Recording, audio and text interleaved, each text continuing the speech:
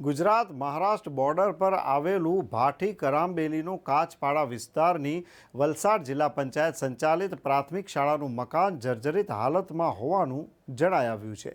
શાળાની છત અને દિવાલોમાં તિરાડ જોવા મળે છે। બાળકો આ તિરાડો વચ્ચે ભણી રહ્યા છે, જે ઘણી ગંભીર બાબત છે। વળી ચોમાસામાં આ દિવાલોમાંથી વરસાદી પાણી આવતું હોય બાળકો અને એમના પુસ્તકો તેમજ શાળાના સાહિત્યો ભીંજાઈ જતા હોય છે। શાળાના મુખ્ય શિક્ષકનું કહેવું છે કે અમારી શાળા ગુજરાત રાજ્યના છેવાડે આવેલી હોવાથી તંત્રનું ધ્યાન જતું નથી। મહેન્દ્ર પંચાલ ઉમરગામ લોકેશન ભાઠી કરામબેલી। આ બધું પાણી એટલું પડે ને કે આ બધા અમે નીચે આ બધા પ્લાસ્ટિકમાં મૂકીએ આવા દફતર કે ગયા વખતનું કે અમારે જે ફાઇલ ને એવું બધું હોય ને તપાસવા આવે તો પાણી એટલું કરે। પેલું પ્રાર્થના હોલ છે ને તો ઉપરથી નીચે સુધી આવે ને તો તમને વિડીયો પછી બતાવું। પાણી આ લોકો બે બે ડોલ ઉપર ને નીચે આખો રૂમમાં બે બે ડોલ કાઢીએ, 2 માળ છે તો બી।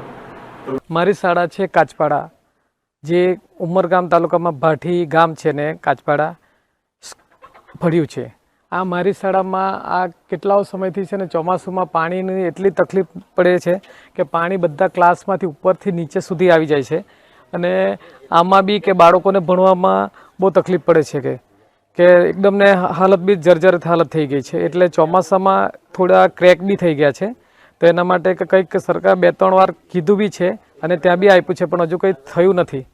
તો બાળકોના હિટમાં તો થતું હોય તો થોડા સારું પડે કેમ કે બાળકોને છે ને ચોમાસામાં ગમે ત્યારે તૂટી જાય ને એકદમ હાલત જર્જરિત થઈ ગયેલી છે ને એકદમ સેવાડાનું કામ છે ને બધું બાળકો એકદમ ગરીબ હોય છે ને આ બાજુ કે થોડું દિવાલ ને એ બી પેલી થઈ ગઈ છે, એટલે કે જાનવર પેલા આપણે સાપ ને એવું બી આવી જાય, એટલે થોડી દિવાલ બી બની જાય ને એવું કંઈક થાય તો વધારે સારું।